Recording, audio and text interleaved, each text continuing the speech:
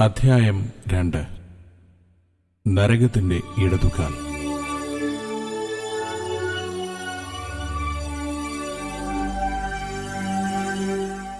ഒരു ഭീതിപ്പെടുത്തുന്ന ഗന്ധം വായുവിൽ നിറഞ്ഞു.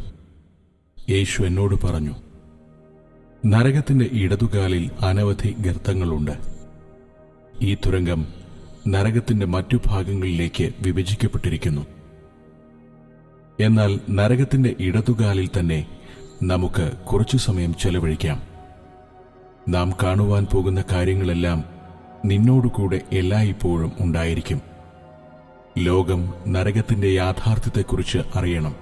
അനേകം പാപികൾ, എന്തിന് എന്റെ ജനങ്ങളിൽ ചിലർ പോലും നരകം ഒരു യാഥാർത്ഥ്യമാണെന്ന് വിശ്വസിക്കുന്നില്ല. ഈ സത്യങ്ങൾ അവർക്ക് വെളിപ്പെടുത്തി കൊടുക്കുവാൻ ഞാൻ നിന്നെ തിരഞ്ഞെടുത്തിരിക്കുന്നു. നരകത്തെക്കുറിച്ചും പിന്നെ വേറെ എല്ലാ കാര്യങ്ങളും ഞാൻ നിന്നെ കാണിക്കുവാൻ പോകുന്നു. ഇവയെല്ലാം സത്യമാണ്. സൂര്യനേക്കാൾ പ്രകാശമുള്ള ഒരു അത്യന്ത പ്രകാശമായി യേശുവിന്റെ രൂപം മാറ്റപ്പെട്ടതായി ഞാൻ കണ്ടു. ആ പ്രകാശത്തിന്റെ നടുവിലായി ഒരു മനുഷ്യരൂപം ഉണ്ടായിരുന്നു. ചിലപ്പോഴൊക്കെ ഞാൻ യേശുവിനെ ഒരു മനുഷ്യനായും എന്നാൽ ചിലപ്പോൾ ഒരാത്മാവായും കണ്ടു. വീണ്ടും അവൻ, മകളെ, എന്റെ പിതാവ് സംസാരിക്കുന്നതും ഞാൻ സംസാരിക്കുന്നു. ഞാനും പിതാവും ഒന്നത്രേ. അന്യോന്യം ക്ഷമിക്കുന്നതും സ്നേഹിക്കുന്നതുമാണ് എല്ലാറ്റിലും വലിയത് എന്നോർക്കുക. ഇപ്പോൾ വന്ന് എന്നെ അനുഗമിക്കാം. ഞങ്ങൾ നടക്കുമ്പോൾ തന്നെ പൈശാചിക ശക്തികൾ ദൈവസന്നിധിയിൽ നിന്നും ഓടിപ്പോയി. കർത്താവേ, ഇനിയും അടുത്തതെന്ത്? ഞാൻ ചോദിച്ചു. ഞാൻ നേരത്തെ പറഞ്ഞതുപോലെ എന്റെ ഇന്ദ്രിയ ശക്തികളെല്ലാം എന്നിൽ ഉണ്ടായിരുന്നു.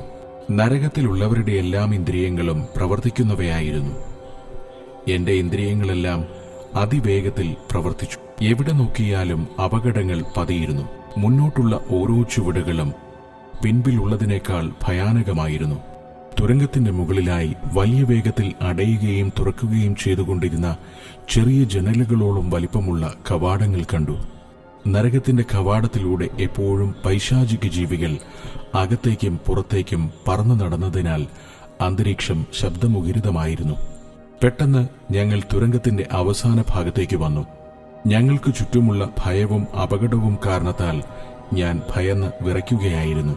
യേശുവിന്റെ കരുതലിനായി ഞാൻ നന്ദി പറയുന്നു. നരകക്കുഴിയിൽ പോലും നമ്മളെ കാത്തുരക്ഷിക്കുന്ന ആ സർവശക്തന്റെ ശക്തിയോർത്ത് ഞാൻ ദൈവത്തെ സ്തുതിക്കുന്നു. രക്ഷിക്കുന്ന ആ പരിചയം ഉണ്ടായിട്ട് പോലും ഞാൻ ഇങ്ങനെ ചിന്തിച്ചു, പിതാവേ, എന്റെ ഇഷ്ടമല്ല, അങ്ങയുടെ ഇഷ്ടം നിറവേറട്ടെ. ഞാൻ എന്റെ ശരീരത്തെ ഒന്ന് നോക്കി. ഞാൻ ഒരാത്മാവിന്റെ രൂപത്തിലാണെന്ന് ഞാൻ ശ്രദ്ധിച്ചു. പക്ഷേ ആത്മാവിന്റെ രൂപം എന്റെ രൂപം തന്നെയായിരുന്നു. ഇനി എന്താണെന്ന് ഞാൻ അതിശയിച്ചു. യേശുവും ഞാനും തുരങ്കത്തിൽ നിന്നും ഒരു പാതയിലേക്കിറങ്ങി. ഈ പാതയുടെ ഇരുവശങ്ങളിലും വിശാലമായ സ്ഥലമുണ്ടായിരുന്നു. കണ്ണെത്തുന്ന ദൂരം വരെയും അവിടെ തീയുടെ അഗാധ ഗർത്തങ്ങൾ കാണപ്പെട്ടു. ഈ ഗർത്തങ്ങൾക്ക് 4 അടി വീതിയും 3 അടി ആഴവും ഉണ്ടായിരുന്നു. അതിന്റെ ആകാരം കുഴിയുള്ള പാത്രം പോലെയായിരുന്നു. ഇത്തരം ധാരാളം കുഴികൾ നരകത്തിന്റെ ഇടത്തെ കാലിലുണ്ട്.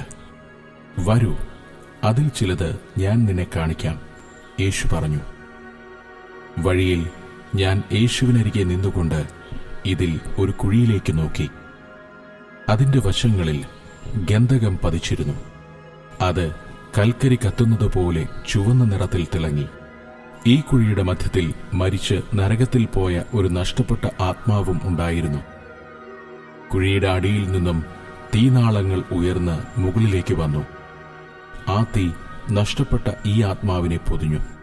ഒരു നിമിഷത്തിനകം കനലുകളായി കെട്ടണയുകയും വീണ്ടും ഒരു വലിയ ശബ്ദത്തോടെ കുഴിയിൽ വലിയ കഷ്ടതയിൽ നിൽക്കുന്ന ആത്മാവിന്റെ മേൽ വരികയും ചെയ്യുന്നുണ്ടായിരുന്നു. വീണ്ടും ഞാൻ നോക്കിയപ്പോൾ കുഴിയിൽ നിൽക്കുന്ന നഷ്ടപ്പെട്ട ആത്മാവിനെ ഒരു അസ്ഥിപഞ്ജര രൂപത്തിനകത്ത് ബന്ധനത്തിലാക്കിയിരിക്കുന്നതായി കണ്ടു. ഇത് കണ്ടപ്പോൾ തന്നെ ഞാൻ നിലവിളിച്ചു, കർത്താവേ, നിനക്കവരെ വിടുവിച്ചുകൂടെ? ഈ കാഴ്ച എത്ര ഭയാനകവും അസന്തുഷ്ടവുമാണ്! ദൈവമേ, ജീവനുള്ള ഒരാത്മാവ് ഇവിടെ ഉണ്ടായിരിക്കുന്നു എന്നറിയുന്നതും കാണുന്നതും എത്ര സങ്കടകരമാണ്! ഒന്നാമത്തെ കുഴിയിൽ പെട്ടെന്ന് ഞാനൊരു കരച്ചിൽ കേട്ടു. അസ്ഥിപഞ്ജരത്തിന്റെ രൂപത്തിൽ ഞാനൊരു ആത്മാവിനെ അവിടെ കണ്ടു. അത് നിലവിളിക്കുകയാണ്, യേശുവേ, കരുണയുണ്ടാകണമേ. ദൈവമേ, ഞാൻ പറഞ്ഞു. അതൊരു സ്ത്രീയുടെ സ്വരമായിരുന്നു. ഞാൻ അവളെ നോക്കി. അവളെ തീയിൽ നിന്നും വലിച്ചെടുക്കണമെന്ന് എനിക്ക് ആഗ്രഹമുണ്ടായിരുന്നു. ആ കാഴ്ച എന്റെ ഹൃദയത്തെ മുറിച്ചു. ഒരു സ്ത്രീയുടെ ഉള്ളിൽ മൂടൽമഞ്ഞു പോലെ നിറഞ്ഞ അസ്ഥിപഞ്ജര രൂപം യേശുവിനോട് സംസാരിച്ചുകൊണ്ടിരുന്നു.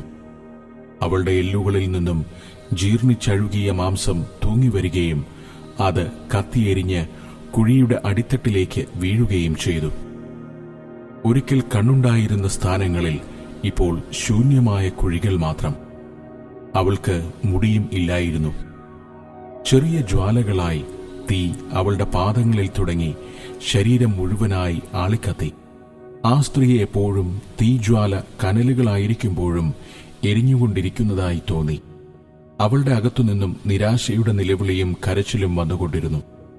ദൈവമേ, ദൈവമേ, ഇവിടെ നിന്നും എനിക്ക് പുറത്തു വരേണം. അവൾ യേശുവിന്റെ അടുക്കലേക്ക് വരുവാൻ ശ്രമിച്ചു. ഞാൻ യേശുവിനെ നോക്കി. എന്നാൽ അവന്റെ മുഖത്ത് വലിയ ദുഃഖം നിറഞ്ഞിരുന്നു. യേശു എന്നോട് ഇങ്ങനെ പറഞ്ഞു, മകളെ, പാപം മരണത്തിൽ അവസാനിക്കുമെന്നും നരകം ഒരു യാഥാർത്ഥ്യമാണെന്നും ലോകം അറിയേണ്ടതിനാണ് നീ ഇവിടെ എന്നോടുകൂടിയിരിക്കുന്നത്. വീണ്ടും ഞാൻ ആ സ്ത്രീയെ നോക്കി. അവളുടെ എല്ലുകൾക്കിടയിൽ നിന്നും പുഴുക്കൾ ഇഴഞ്ഞു പുറത്തു വന്നിരുന്നു. തീയാൽ അവ നശിപ്പിക്കപ്പെട്ടില്ല. യേശു പറഞ്ഞു, പുഴുക്കൾ അവളുടെ ഉള്ളിൽ ഉണ്ടെന്ന് അവൾ അറിയുകയും അനുഭവിക്കുകയും ചെയ്യുന്നുണ്ട്. വലിയ തീ വീണ്ടും കത്തിച്ചൊരിയുവാൻ തുടങ്ങിയപ്പോൾ ഞാൻ നിലവിളിച്ചു, കർത്താവേ, കരുണയുണ്ടാകണമേ. വലിയ കരച്ചിലുകളും ദീർഘനിശ്വാസങ്ങളും ഈ സ്ത്രീ ആത്മാവിനെ വിറപ്പിച്ചു. അവൾ നഷ്ടപ്പെട്ടവൾ. പുറത്തു പോകുവാൻ അവിടെ വഴിയില്ലായിരുന്നു. വളരെ ഭയപ്പെട്ടിരുന്നതിനാൽ ഞാൻ വളരെ താഴ്ന്ന സ്വരത്തിൽ യേശുവിനോട് ചോദിച്ചു, യേശുവേ, അവൾ എന്തുകൊണ്ടാണിവിടെ? യേശു എന്നോട് പറഞ്ഞു, വരിക. ഞങ്ങളായിരുന്ന പാത ഈ തീക്കുഴികളിൽ അകത്തേക്കും പുറത്തേക്കും തിരിഞ്ഞും പിരിഞ്ഞുമുള്ളതായിരുന്നു. എല്ലാ ദിശകളിൽ നിന്നും ജീവനുള്ള മരിച്ചവരിൽ നിന്നും കരച്ചിലും നിലവിളിയും എന്റെ ചെവിയിലേക്ക് ഉയർന്നു വന്നു. ശാന്തമായി ശബ്ദമില്ലാത്ത ഒരു സമയവും നരകത്തിലില്ലായിരുന്നു. വായുവിൽ ജീർണിച്ച ശരീരങ്ങളുടെ ഗന്ധം നിറഞ്ഞു. ഞങ്ങൾ അടുത്ത കുഴിയിലേക്ക് വന്നു. ഈ കുഴിയും മറ്റേ കുഴിയുടെ അത്രയും വലിപ്പമുള്ളതായിരുന്നു. ഇവിടെയും മറ്റൊരു അസ്ഥിപഞ്ജര രൂപം ഉണ്ടായിരുന്നു. കുഴിയിൽ നിന്നും ഒരു പുരുഷന്റെ സ്വരം കേൾക്കാനിടയായി, ദൈവമേ, എന്നോട് കരുണയുണ്ടാകണമേ. അവർ സംസാരിക്കുമ്പോൾ മാത്രമേ ആത്മാവ് സ്ത്രീയോ പുരുഷനോ എന്ന് പറയുവാൻ സാധിക്കുകയുള്ളൂ. വലിയ കരച്ചിലും ഏങ്ങലടിയും ഈ പുരുഷനിൽ നിന്നും ഉയർന്നു. അയാൾ പറഞ്ഞു, എന്നോട് ക്ഷമിക്കണമേ, എനിക്ക് മാപ്പ് തരണം, എന്നെ ഇവിടെ നിന്നും പുറത്തു കൊണ്ടുപോകൂ. യേശുവേ, ദയവായി എന്നെ പുറത്തു കൊണ്ടുപോവുക എന്നപേക്ഷിച്ചപ്പോൾ വലിയ ഏങ്ങലടികൾ അവന്റെ അസ്ഥിപഞ്ജരത്തെ വിറപ്പിച്ചു. ഞാൻ യേശുവിന്റെ മുഖത്തേക്ക് നോക്കി. അവനും കരയുകയായിരുന്നു. അവൻ സ്വർഗത്തിലേക്ക് നോക്കി പറഞ്ഞു, എന്റെ പിതാവേ, എന്റെ പിതാവേ, കരുണയുണ്ടാകണമേ. എരിയുന്ന തീച്ചൂളയിൽ കിടന്ന് ആ പുരുഷൻ ഇങ്ങനെ പറഞ്ഞു, യേശുവേ, എന്റെ പാപത്തിനൊത്തവണ്ണം ഞാൻ ദണ്ഡനം സഹിച്ചില്ലേ? മരിച്ചിട്ട് 40 വർഷത്തോളമായി. അത്രയും നാളും ഞാനിത് സഹിക്കുന്നുവല്ലോ. അതിന് യേശു, നീതിമാന്മാർ വിശ്വാസത്തിൽ ജീവിക്കും എന്നെഴുതിയിരിക്കുന്നുവല്ലോ. എല്ലാ പരിഹാസികളും അവിശ്വാസികളും തീയുടെ പങ്കാളിയായിത്തീരും. നീ സത്യം വിശ്വസിക്കുകയില്ല. പല പ്രാവശ്യം എന്റെ ജനങ്ങളെ യഥാർത്ഥ വഴി കാണിക്കുവാൻ നിന്റെ അടുക്കൽ അയച്ചു. എന്നാൽ അന്ന് നീ അവർക്ക് ചെവി കൊടുത്തില്ല. നീ അവരെ പരിഹസിക്കുകയും സുവിശേഷത്തെ നിരസിക്കുകയും ചെയ്തു. ഞാൻ ക്രൂശിൽ നിനക്ക് വേണ്ടി മരിച്ചു. രക്ഷിക്കപ്പെടുവാൻ എന്റെ പിതാവ് നിനക്ക് തന്ന അനേകം അവസരങ്ങൾ നീ ശ്രദ്ധിച്ചിരുന്നുവെങ്കിൽ. യേശു കരയുകയായിരുന്നു. എനിക്കറിയാം കർത്താവേ, ഇപ്പോൾ ഞാൻ അനുതപിക്കുന്നു. ആ മനുഷ്യൻ നിലവിളിച്ചുകൊണ്ട് പറഞ്ഞു, ഇനിയിപ്പോൾ താമസിച്ചുപോയി. ന്യായവിധിക്കായി കാര്യങ്ങൾ ഒരുങ്ങിക്കഴിഞ്ഞു. കർത്താവെ, എന്റെ ബന്ധുക്കളും മിത്രങ്ങളുമായി പലരും ഇവിടേക്ക് വരാൻ ഒരുങ്ങുന്നുണ്ട്. അവർ ആരും അനുതപിക്കുകയില്ല. അവർ ഇവിടേക്ക് വരാതിരിക്കത്തക്കവണ്ണം ഞാൻ പോയി അവരോട് മാനസാന്തരപ്പെടുവാനായി ആവശ്യപ്പെടാൻ ദയവായി എന്നെ അനുവദിക്കണം. അവർ ഇവിടേക്ക് വരാൻ ഞാൻ ആഗ്രഹിക്കുന്നില്ല. സുവിശേഷം അറിയിക്കാൻ ധാരാളം ആളുകൾ അവിടെയുണ്ട്. എന്നെപ്പറ്റി അറിയാൻ ആധുനിക വാർത്താവിനിമയ സൗകര്യങ്ങളും അവർക്ക് ധാരാളമുണ്ട്. അവർ രക്ഷപ്പെടേണ്ടതിന് സുവിശേഷം അറിയിക്കാൻ ഞാൻ അനേകം വേലക്കാരെ അവരുടെ അടുത്തേക്ക് അയച്ചിട്ടുണ്ട്. അവരെയൊന്നും വിശ്വസിക്കുകയില്ലെങ്കിൽ മരിച്ചവരിൽ നിന്ന് ഒരുത്തൻ ഉയർത്തെഴുന്നേറ്റ് ചെന്നാലും അവർ ശ്രദ്ധിക്കുകയില്ല. ഇത്രത്തോളമായപ്പോൾ ആ മനുഷ്യൻ കോപിഷ്ഠനായി പ്രാകുവാൻ തുടങ്ങി. പിന്നെ ദൈവദൂഷണമാണ് അയാളുടെ വായിൽ നിന്ന് വീണത്. ഭയപരവശയായി ഞാൻ നോക്കി നിൽക്കുമ്പോൾ തീജ്വാലകൾ ഉയർന്നു. അയാളുടെ മാംസം കത്തിയടർന്ന് വീഴാൻ തുടങ്ങി. ആ മനുഷ്യന്റെ ജീവനില്ലാത്ത പുറന്തോടിനുള്ളിൽ അയാളുടെ ആത്മാവിനെ ഞാൻ കണ്ടു. ആ അസ്ഥിപഞ്ജരത്തെ നിറഞ്ഞുനിന്ന മൂടൽമഞ്ഞ് പോലെ അത് കാണപ്പെട്ടു. ഞാൻ തിരിഞ്ഞ് യേശുവിനോട് പറഞ്ഞു, കർത്താവേ, എത്ര ഭയങ്കരം! നരകം യാഥാർത്ഥ്യമാണ്, ന്യായവിധി യാഥാർത്ഥ്യമാണ്. യേശു പറഞ്ഞു, കുഞ്ഞേ, ഞാൻ അവരെ സ്നേഹിക്കുന്നുണ്ട്. നീ കണ്ടത് ഭീകരമായ കാര്യങ്ങളുടെ ആരംഭം മാത്രം. ഇനി വളരെയേറെ നീ കാണുവാനിരിക്കുന്നതേയുള്ളൂ. നരകം യാഥാർത്ഥ്യമാണെന്നും മനുഷ്യൻ മാനസാന്തരപ്പെടണമെന്നും എനിക്ക് വേണ്ടി നീ ലോകത്തോട് പറയണം. വരൂ, നമുക്ക് മുൻപോട്ട് പോകാം. അടുത്ത കുഴിയിൽ ഏതാണ്ട് 80 വയസ്സുള്ള ഒരു സ്ത്രീയെ ഞാൻ കണ്ടു. അവരുടെ പ്രായം എങ്ങനെ എനിക്ക് മനസ്സിലായി എന്ന് പറയാനാവില്ല. തുടർച്ചയായുള്ള ജ്വാല നിമിത്തം അവരുടെ ത്വക്ക് അസ്ഥിയിൽ നിന്നും വേർപെട്ടിരുന്നു. മൂടൽമഞ്ഞു പോലെ അവരുടെ ആത്മാവ് കൂട്ടിനുള്ളിൽ തളച്ചുകിടന്നു. അഗ്നിനാളം അവരെ ദഹിപ്പിച്ചുകൊണ്ടിരുന്നു. ഞാൻ സൂക്ഷിച്ചു നോക്കി. തീക്കും നശിപ്പിക്കാനാവാത്ത പുഴുക്കൾ അവളുടെ ഉള്ളിൽ ഇഴഞ്ഞു നടന്നു. കർത്താവേ, ഇത് ഭീകരമാണ്. എനിക്കിനി മുൻപോട്ടു പോകുവാൻ കഴിയുമെന്ന് തോന്നുന്നില്ല. ഇത് അവിശ്വസനീയമായി തോന്നുന്നു. കണ്ണെത്താവുന്ന ദൂരത്തോളം ആത്മാക്കൾ തീക്കുണ്ടങ്ങളിൽ കത്തിയെരിഞ്ഞുകൊണ്ടിരുന്നു. കുഞ്ഞേ, അതിനാണ് നിന്നെ ഇവിടെ കൊണ്ടുവന്നത്. നരകത്തെപ്പറ്റിയുള്ള സത്യം നീ അറിയണം. അത് നീ പറയുകയും വേണം. സ്വർഗവും നരകവും യാഥാർത്ഥ്യങ്ങളാണ്. വരൂ, നമുക്ക് മുൻപോട്ട് നീങ്ങാം. ഞാൻ തിരിഞ്ഞ് ആ സ്ത്രീയെ നോക്കി. അവർ പ്രാർത്ഥിക്കുന്നതുപോലെ കൈകൂപ്പി നിലവിളിച്ചുകൊണ്ടേയിരുന്നു. എനിക്ക് കരച്ചിലടക്കാനായില്ല. ഞാനും ആത്മരൂപത്തിലായിരുന്നുവെങ്കിലും കരയുകയായിരുന്നു. നരകത്തിലുള്ളവർക്ക് ഇത്തരം വികാരങ്ങളുണ്ടെന്ന് ഞാൻ മനസ്സിലാക്കി. യേശു എന്റെ ചിന്തകൾ അറിഞ്ഞു. അതേ കുഞ്ഞെ, അവർക്ക് ഭൂമിയിലായിരുന്നപ്പോൾ ഉണ്ടായിരുന്നതുപോലെ തന്നെ ചിന്തകളും വിചാരങ്ങളുമുണ്ട്. അവരുടെ കുടുംബത്തെയും സുഹൃത്തുക്കളെയുമൊക്കെ അവർ ഓർക്കുന്നുണ്ട്. മാനസാന്തരപ്പെടുവാൻ ലഭിച്ച അവസരങ്ങൾ ഉപയോഗിക്കാത്തതിനെപ്പറ്റിയും അവർ ഓർക്കുന്നുണ്ട്. ഓർമ്മകൾ എപ്പോഴും അവരോടൊപ്പമുണ്ട്. അവർ സുവിശേഷം കേട്ട് മാനസാന്തരപ്പെട്ടിരുന്നെങ്കിൽ എത്ര നന്നായിരുന്നു. പക്ഷേ ഇനി ഇപ്പോൾ താമസിച്ചുപോയി. ആ വൃദ്ധയെ ഞാൻ ഒന്നുകൂടി നോക്കി. ഇപ്പോൾ അവർക്ക് ഒരു കാൽ മാത്രമേ ഉണ്ടായിരുന്നുള്ളൂ.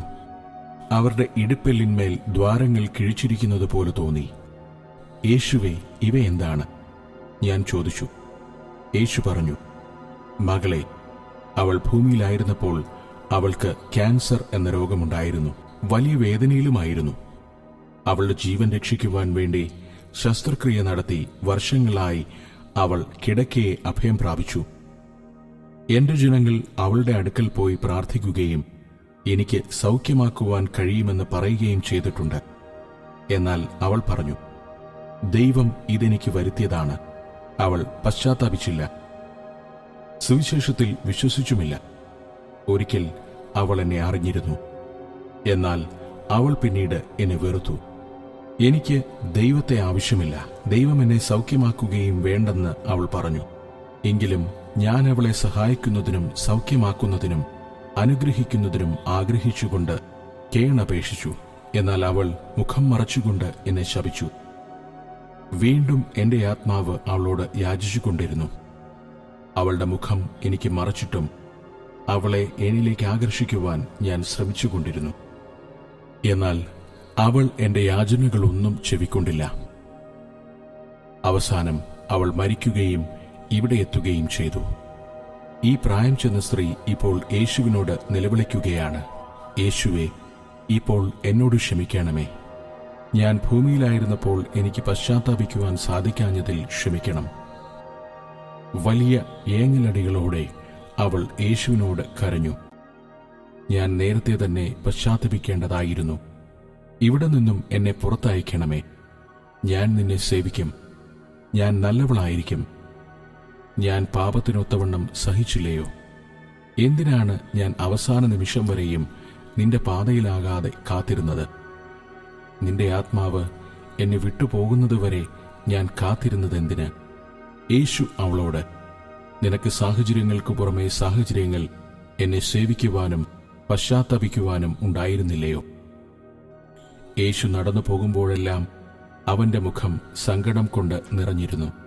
വൃദ്ധയായ സ്ത്രീ കരയുന്നത് ദർശിക്കുന്നതിനിടയിൽ ഞാൻ യേശുവിനോട് ചോദിച്ചു, ദൈവമേ, ഇനി എന്താണ്? ചുറ്റുപാടും ഭീതി ഞാൻ അനുഭവിച്ചറിഞ്ഞു.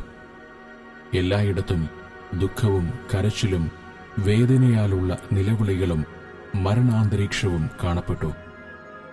ഞാനും യേശുവും ദുഃഖത്തോടെയും സഹതാപത്തോടെയും അടുത്ത കുഴിയിലേക്ക് ചെന്നു.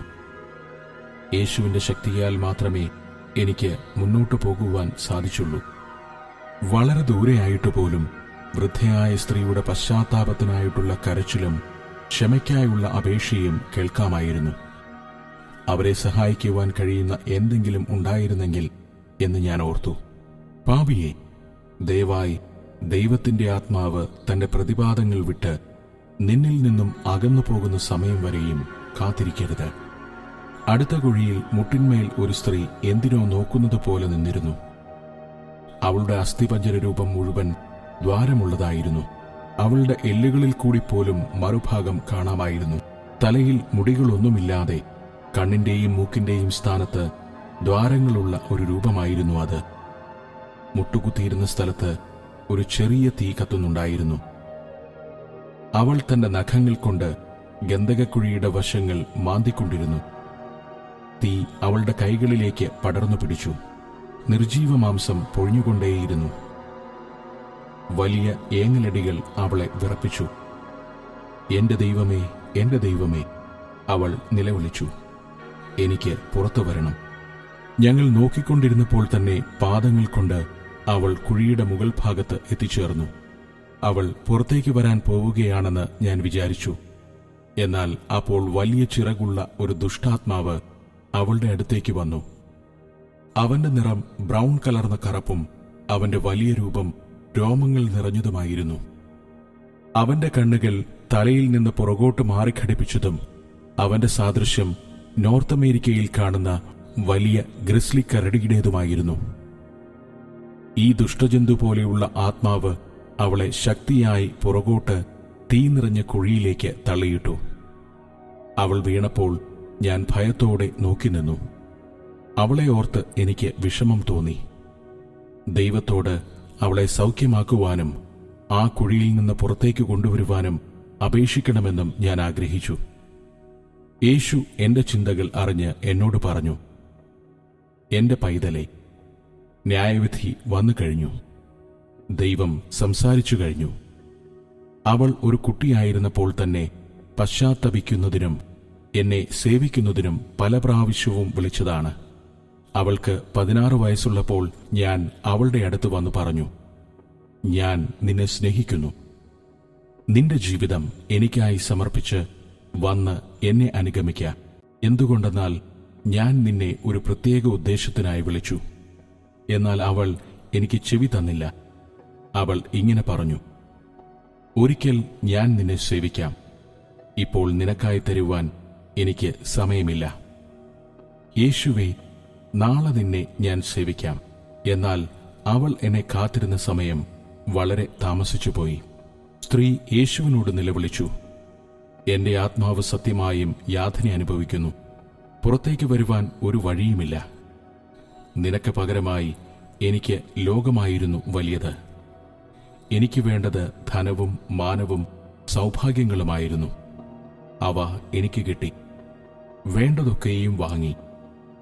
എന്റെ ഉടമസ്ഥൻ ഞാൻ തന്നെയായിരുന്നു. എന്റെ കാലത്തെ സൗന്ദര്യവതിയും നന്നായി വസ്ത്രം ധരിക്കുന്നതുമായ സ്ത്രീ ഞാനായിരുന്നു. പക്ഷേ എന്റെ ഭരണത്തോടൊപ്പം അതൊന്നും കൊണ്ടുവരുവാൻ കഴിഞ്ഞില്ലെന്ന് എനിക്ക് മനസ്സിലായി. ദൈവമേ, നരകം ദുരിതപൂർണവും ഭയാനകവുമാണ്. എനിക്ക് രാത്രിയിലും പകലിലും വിശ്രമമില്ല. ഞാൻ എപ്പോഴും വേദനയിലും കഷ്ടതയിലുമാണ്. ദൈവമേ, എന്നെ സഹായിക്കണമേ. വളരെ ആഗ്രഹത്തോടെ ആ സ്ത്രീ യേശുവിനെ നോക്കി പറഞ്ഞു, എന്റെ പ്രിയ ദൈവമേ, ഞാൻ നിനക്ക് ചെവി തരേണ്ടതായിരുന്നു. എന്നെന്നും അതോർത്ത് ഞാൻ വിഷമിക്കും. ഒരിക്കൽ ഞാൻ തയ്യാറാവുമ്പോൾ നിന്നെ സേവിക്കുവാൻ ഞാൻ തീരുമാനിച്ചിരുന്നു. നീ എന്നും എന്നെ കാത്തിരിക്കും എന്ന് ഞാൻ വിചാരിച്ചു. ഞാൻ എത്ര തെറ്റായി ചിന്തിച്ചു. എന്റെ കാലത്ത് എന്റെ സൗന്ദര്യത്തിനായി അനേകം പേർ ആഗ്രഹിച്ചു. ദൈവം എന്നെ പശ്ചാത്താപത്തിനായി വിളിച്ചിരുന്നു എന്ന് ഞാൻ അറിഞ്ഞു. ജീവിതം മുഴുവൻ സ്നേഹച്ചരടിനാൽ എന്നെ അവൻ വലിച്ചു. എന്നാൽ മറ്റുള്ളവരെ ഉപയോഗിച്ചതുപോലെ ദൈവത്തെയും ഉപയോഗിക്കാം എന്ന് ഞാൻ ചിന്തിച്ചു. ശരി തന്നെ, ഞാൻ ദൈവത്തെ ഉപയോഗിച്ചു. എനിക്കവനെ വേണ്ട എന്ന് ചിന്തിച്ച സമയത്തെല്ലാം അവൻ തന്നെ സേവിക്കുവാൻ എന്നെ ലഭിക്കും എന്നോർത്ത് കഠിനമായി ശ്രമിച്ചു. ഞാൻ എന്തു തെറ്റാണ് ചെയ്തത്? എന്നാൽ ഈ സമയങ്ങളിൽ സാത്താൻ എന്നെ ഉപയോഗിക്കുവാൻ തുടങ്ങി. അങ്ങനെ ഞാൻ സാത്താനെ കൂടുതലായി സേവിച്ചു. അവസാനമായി ദൈവത്തെക്കാൾ ഉപരി സാത്താനെ സ്നേഹിച്ചു. ഞാൻ പാപത്തെ ഇഷ്ടപ്പെട്ട് ദൈവത്തിൽ നിന്ന് മാറിപ്പോയി. സാത്താൻ എന്റെ സൗന്ദര്യത്തെയും പണത്തെയും ഉപയോഗിച്ചു. എന്റെ ചിന്തകൾ സാത്താൻ എത്രമാത്രം ശക്തികൾ എനിക്ക് തരും എന്നതിലേക്ക് തിരിഞ്ഞു. എന്നിട്ടുപോലും ദൈവം എന്നെ ആകർഷിക്കുവാൻ ശ്രമിച്ചു. എങ്കിലും നാളെയോ നാളെ കഴിഞ്ഞോ ആകട്ടെ എന്ന് ഞാൻ ചിന്തിച്ചു. അങ്ങനെ ഒരു ദിവസം കാറിൽ യാത്ര ചെയ്യുമ്പോൾ മറ്റൊരു വീട്ടിലേക്ക് കാർ ഇടിച്ചതിന്റെ ഫലമായി ഞാൻ കൊല്ലപ്പെട്ടു. ദൈവമേ, ഇവിടെ നിന്നും ദയവായി എന്നെ വിടുവിക്കണമേ. സംസാരിക്കുന്നതിനിടയിൽ അവളുടെ എല്ലുകൊണ്ടുള്ള കൈകൾ യേശുവിലേക്ക് നീട്ടി. അപ്പോഴും തീജ്വാലകൾ അവളിൽ കത്തിക്കൊണ്ടിരുന്നു. യേശു പറഞ്ഞു, ന്യായവിധി വന്നു കഴിഞ്ഞു. അടുത്ത കുഴിയിലേക്ക് നടക്കുന്നതിനിടയിൽ കണ്ണുനീർത്തുള്ളികൾ അവന്റെ കവളിലൂടെ ഒഴുകി. എന്റെ ഹൃദയം നരകത്തിന്റെ ഭയാനകത ഓർത്ത് കരഞ്ഞുകൊണ്ടിരുന്നു. എന്റെ ദൈവമേ, ഇത് യഥാർത്ഥമായ പീഡനമാണ്. ഒരാത്മാവ് ഇവിടെ വന്നു കഴിഞ്ഞാൽ പിന്നെ അതിന് പ്രത്യാശയില്ല, ജീവിതമില്ല, സ്നേഹമില്ല. നരകം ഭയങ്കരമായ യാഥാർത്ഥ്യം തന്നെ. ഞാൻ പറഞ്ഞു, പുറത്തേക്കൊരു വഴിയുമില്ലല്ലോ എന്ന് ഞാൻ ചിന്തിച്ചു. അവൾ ഈ തീജ്വാലകളിൽ എന്നേക്കും എരിയണമല്ലോ. സമയം വളരെയായി. യേശു പറഞ്ഞു, നാളെ വീണ്ടും നാം ഇവിടെ വരും. സ്നേഹിത, നീ ഇപ്പോഴും പാപത്തിലാണ് ജീവിക്കുന്നതെങ്കിൽ ദയവായി അനുതപിക്ക. നീ വീണ്ടും ജനിക്കുകയും നിന്റെ മുഖം ദൈവത്തിൽ നിന്ന് തിരിച്ചിരിക്കുകയുമാണെങ്കിൽ അനുതപിച്ച് ഇപ്പോൾ തന്നെ ദൈവത്തിങ്കിലേക്ക് തിരികെ വരിക. നല്ലവനായി ജീവിച്ച് സത്യത്തിനായി നിലകൊള്ളുക. വളരെ താമസിച്ചു പോകുന്നതിനു മുൻപായി ഉണരുക. എങ്കിൽ എന്നേക്കുമായി ദൈവത്തോടുകൂടി സ്വർഗത്തിൽ വാഴാം. വീണ്ടും യേശു പറഞ്ഞു, നരകത്തിന് ഒരു ശരീരമുണ്ട്. അത് ഭൂമിക്ക് മധ്യത്തിലായി ഒരു ശരീരരൂപം പോലെ കിടക്കുന്നു.